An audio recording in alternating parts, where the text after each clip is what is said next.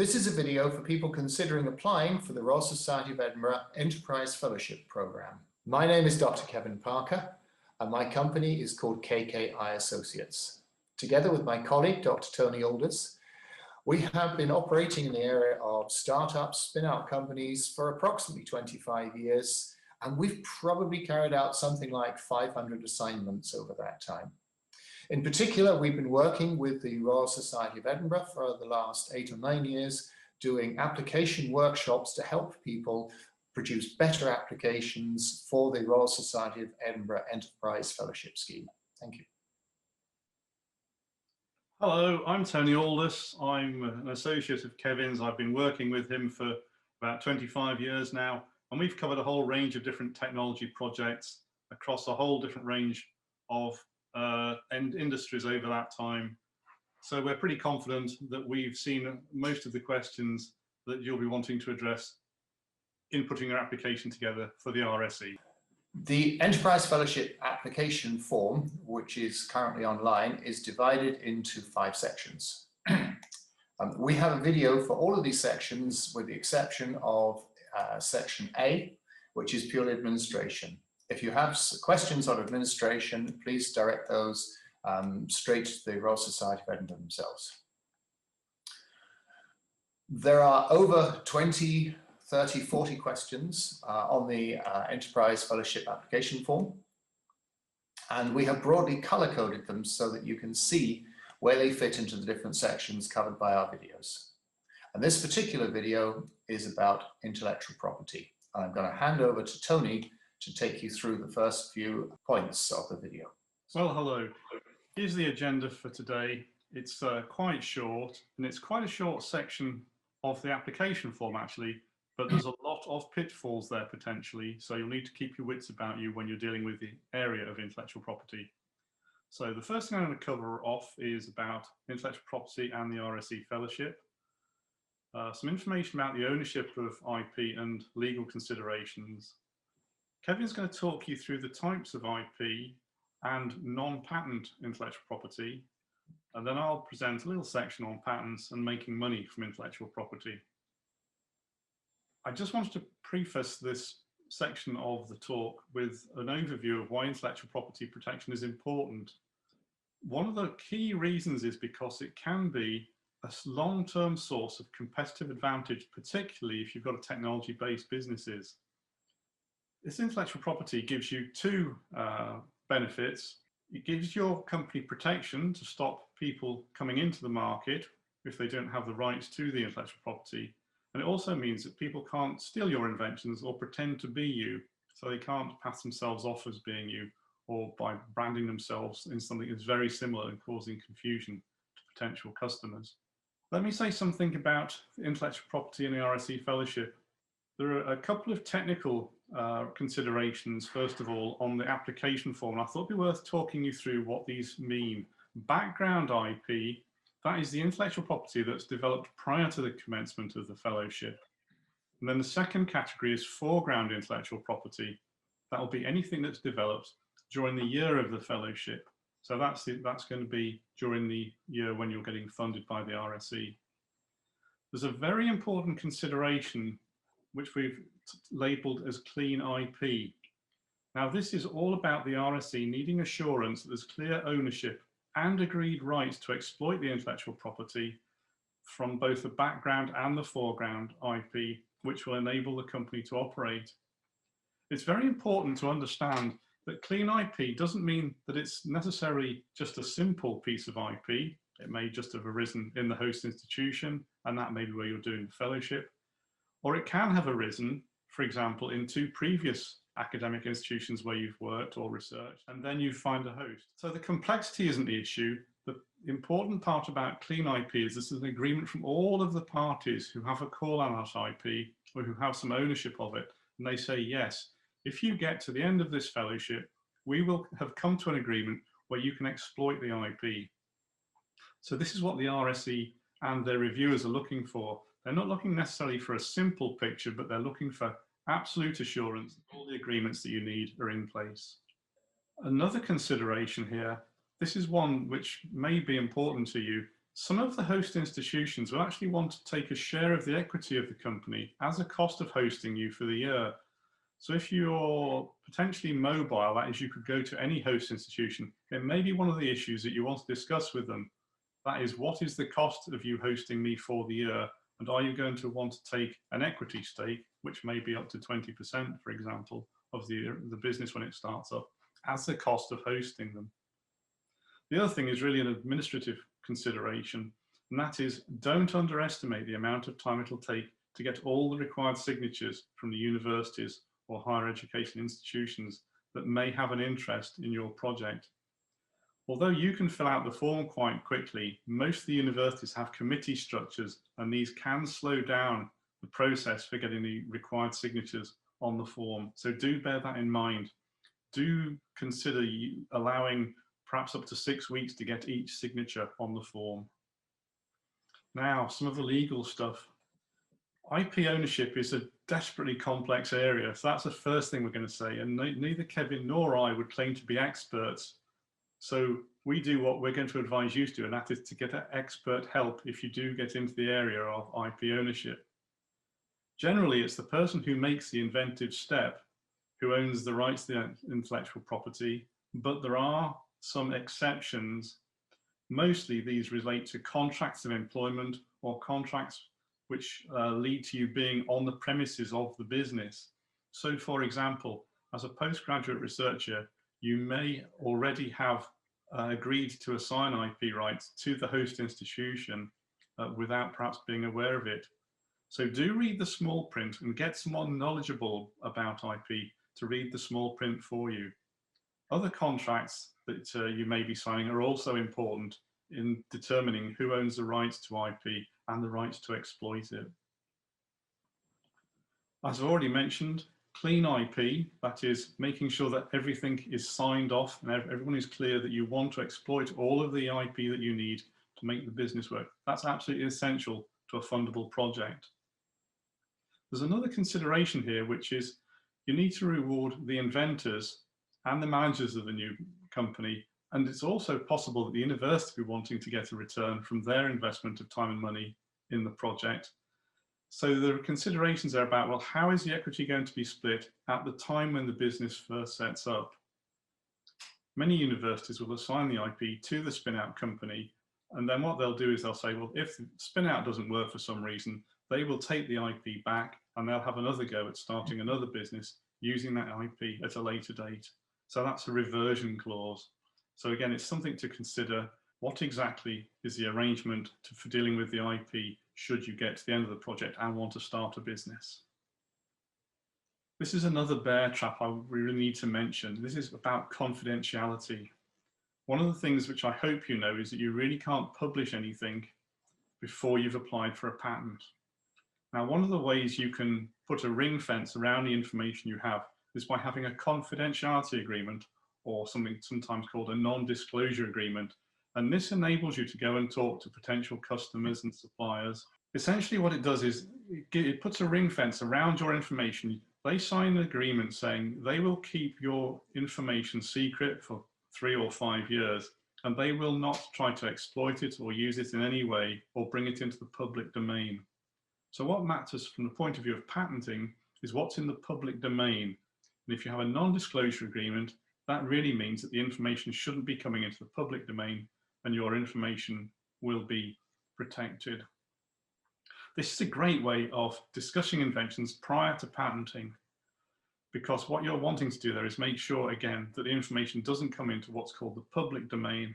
So it's a really useful tool for talking with people about your idea before you get your patent lodged. One of the big considerations is who had the inventive idea and when was that inventive step made. So it really is very important to keep really good records. Records you may want to keep, well, of course, you want to keep copies of all non-disclosure agreements with organizations or individuals, because you need to show that the information wasn't in the public domain. You'll need to have a look at staff contracts with intellectual property clauses. You'll need to keep contracts that you have with external organizations, because it's not at all unusual for young organizations to outsource some of their R&D to third parties. You'll need a letter of assignment from the university, if appropriate, that says, yes, you can have rights to the intellectual property. And then finally, which I'm sure you all do already, you want lab books which show what work you had done, and what date that work was done, and have it countersigned by somebody else, because this helps to establish the date any inventive step was made. I'm now going to hand you across to Kevin, who's going to talk about types of IP protection. Okay, thank you, Tony. Let's see if we can go from the general to the specific. What types of ways are there of protecting our intellectual property, and what examples of those types of IP protection might be found in typical startup projects? So, as well as patents, which Tony has mentioned, there is secrecy, there is copyright, there are things called registered or unregistered design rights, there are trademarks, there are plant breeders' rights and patents. And with the exception of plant breeders' rights, there's a very useful overview of all of these things on the UK Patent Office website, where the link is below. Let's talk about each of those in turn. Secrecy. So as Tony has pointed out, we need to keep secrets, especially when we are having discussions before patenting. There are some organizations, some businesses where secrecy is the primary form of intellectual property. The formulations for drinks, Benedictine and Drambuie are the often quoted examples. Coca-Cola as well. The exact formulation for Coca-Cola is apparently locked up in a safe in Atlanta, Georgia, and only 2 or 3 people know what it is at any given time. More prosaically, the industry that I used to work in, which was British Petroleum's lubricants business, every single one of our several thousand types of lubricating oil was a formulation, a complex mixture, and we protected that by keeping it secret. What's the advantage of secrecy?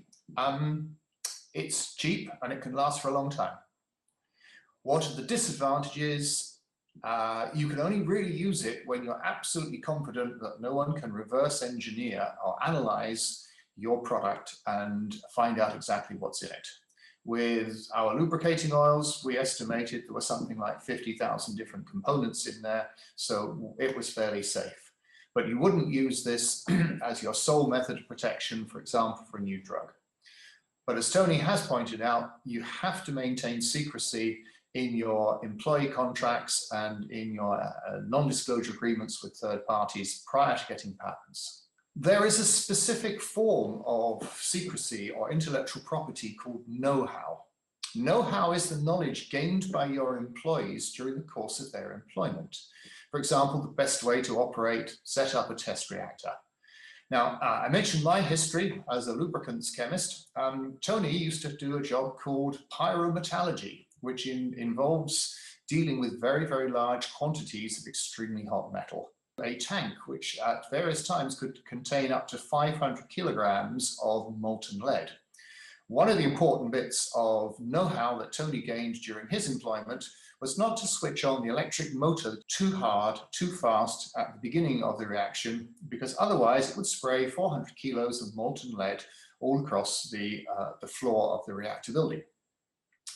So this type of knowledge can be absolutely crucial. In Tony's case, it was literally life-saving. It's very important to the business, and technically it will belong to the employer according to the employment contracts. The issue is that it can be hard to enforce. There is a Dilbert cartoon where people get their brains sucked out on leaving the company, but we generally don't do that in normal businesses. So the typical way that we deal with know-how is that we impose non-compete clauses in severance contracts. Basically, if someone leaves our company, they cannot go to a direct competitor within a certain period of time. You'll see this typically in the Formula One business, where an engineer has left one company to go to another company, but has to sit out on what they call sometimes gardening leave for 3 months, 4 months, 6 months, a year. The next thing we come across is copyright. Now, copyright is what you get when you produce a written work, a musical work, an artistic work, but importantly for us, computer programs. Copyright is obtained automatically by the simple process of writing one of these things. It lasts for the lifetime of the author plus 70 years. It is essentially free, but you may need to prove authorship. And the way you do that is you keep good records at the time when you actually created the written work. In the music business, typically a process is you send a sealed copy of your song, your lyrics, your musical arrangement in a registered letter to a specialist lawyer. One of the things I should mention about most of these forms of intellectual property is you can't depend on other people to enforce your intellectual property rights. You have to do it yourself, usually by suing the other person or organization that may be passing off your invention as theirs. You can protect the design, the external shape or ornament of your invention. Something like classic designs around the Coke bottle, the layout of the iPod. Registered designs last for 25 years, so the same as patents, renewal fees every 5 years. In the United States, this is called trade dress, if you come across or need to work in the United States. Great Britain has a less formal right, which is unique. This is called unregistered designs, or sometimes it's called design right. This protects people copying shape or features or ingenious layouts. If you design a better corkscrew, for example, you might well be able to protect it with a design right. In the high-tech startup business, a typical application of this would be the specific layout of the detectors in something like an MRI scanner or a PET scanner. This design right lasts for 10 years, and third parties can apply for a license during the last 5 years of that period. Trademarks. Now, we're familiar with trademarks like the big yellow M of McDonald's. Trademarks include signs, devices, logos, and company names. In the UK, the first to register a specific trademark has the priority. There is a trademark registry.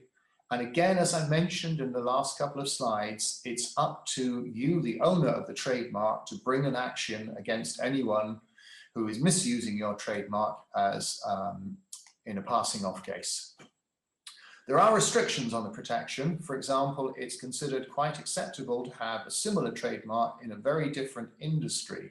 For example, Penguin chocolate bars and Penguin books, because there's no danger of anyone passing off a chocolate bar for a book. Where does this become important in startup companies, high-tech companies? Most notably, brand names for drugs. You don't go to the chemist and say, can I have some dimethyl, methylamino, nitroethyl, etc., etc. You say, could I have some Zantac? And what you'll get there will be Glaxo's specific product. If, on the other hand, you wish to save a little bit of money, you can say, can I have some ranitidine, please, which is the generic name. So companies like to protect their trademarks. They're very important. That McDonald's trademark is not just the shape is protected, but there's very specific colors. With BP, not just the logo is protected, but each of those colors is a specific one to BP. I mentioned working in the lubricants business earlier. Every single one of our products was separately trademarked. One you might not have heard of, plant breeders' rights. Plant breeders' rights are intellectual property rights granted to the breeder of a new variety of plant. Classic examples would be a new rose, a new grapevine. In tech-based startups, you might be able to use plant breeders' rights to protect things like biofuels, renewables. For example, there's quite a lot of interest in the use of algae for absorbing CO2 in the atmosphere. That's an interesting question because some algae are plants, some are actually animals, but plant breeders' rights can apply. Plant breeders' rights are administered by the Animal and Plant Health Agency, not the Patent Office. It's 2 or 3 years testing. The fees are interesting and quite a lot lower than those for patents, and you get similar protection. Duration around about 25 years, or for trees, vines, and potatoes, it's 30 years. In the UK, you either get plant breeders' rights or you get a patent. In some countries, they can overlap. I'll just pick up from Kevin here on the final topic in this section, which is patents. Patents are probably going to be the most prevalent form of intellectual property protection that technology startups are going to have. And this is why we've got a couple more slides about this. For those of you who don't know, patents provide protection for a finite length of time, but it is in tens of years, so it's a lengthy process and a lengthy amount of coverage you get. It involves disclosing the details of the technology you have, and that's what goes into the patent when it's filed. The protection and rules are region specific, so you have to decide fairly early on which countries and which regions you want to have patent protection in. And this is where you'll get advice from experts. Another important consideration is the date of first filing and the date of the invention, because again, there's no consistency between different countries about what the priority date is, as it's called. So again, you're going to have to be guided by experts, and they'll advise you on the differences between, for example, the American and the European patent systems. You're always going to need an expert to write the patent application for you, because it's a very technical document and you need specialist training to do that. Most importantly, I'd say never disclose the invention prior to filing. And this is, I suppose, one of the pitfalls, unfortunately, for people in academia. That is, if you publish it in a paper or publish it in a poster session, then that can mean that it's in the public domain. If you're in the public domain with the information, you can't get a patent on it. The most important part of everything that you need to know about patents, that is, get advice. And your technology transfer office will probably have patent agents or patent attorneys who they use as a matter of course to advise on intellectual property arising from within academic institutions. Here's some of the considerations about a patent. 3 very important considerations. It's got to be new, it's got to involve an inventive step, and it has to be capable of industrial application. And we give some examples of what that means. But again, this is a question that you're going to be asked as soon as you try and make a preliminary filing. These are the questions that are going to be asked by your patent attorney, because they'll be wanting evidence that you meet these 3 criteria, and therefore you can apply for a patent. This slide is really meant to give you an overview of the process. So if you look on the left-hand side, we've got, pointing vertically, the time in months through the application process. We've also added in some indicative costs to show you how much you're going to be spending. So over the first 3 years, you could be spending tens of thousands of pounds on a single invention. So one of the things you must consider is, how are you going to pay for these patent costs? This may certainly be one of your larger investments in the early days of your business if you're wanting to protect either one or a number of patents. So you need a very clear view on where is this money going to come from. The patent agent is going to ask you some questions about this invention. Something else they're going to want to know is, has anyone previously invented this or something very similar, inadvertently copied something that's already there? So they'll look at prior art. They're also going to look at, are you relying on any other patents that are kicking around? Have you got freedom to operate? That is somebody else's patent going to impinge on your ability to exploit your invention? Again, this is a really specialist area, and you're going to want professional advice on this as well.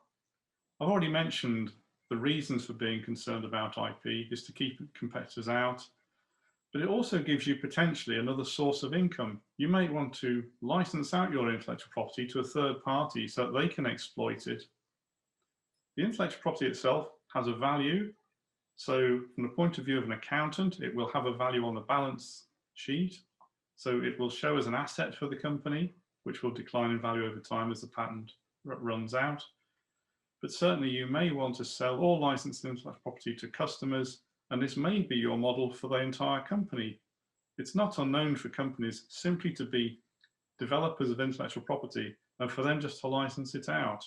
And this is an emerging theme, for example, in drug discovery and development at the moment, where smaller companies investigating new molecules, and then they license them on to really large customers further down the supply chain who take the intellectual property to market and to take it through very costly clinical trials.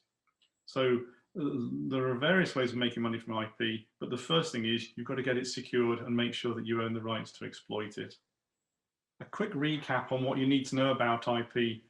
I always say it's a bit like first aid, really. It's just a matter of knowing when you need to get an expert in to help you. And the answer is, if you're in the area of intellectual property, you need an expert. Most likely, you're going to need to protect your invention. There are many different types of IP, and we've really just touched on the types of IP that you may be involved in with your business.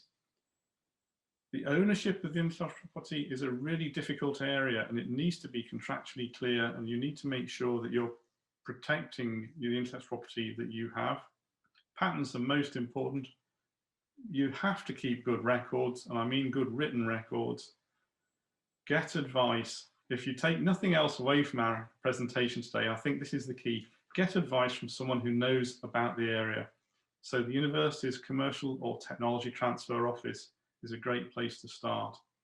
And do remember, don't publish anything. That is, nothing goes into the public domain until you've got your preliminary patent filed.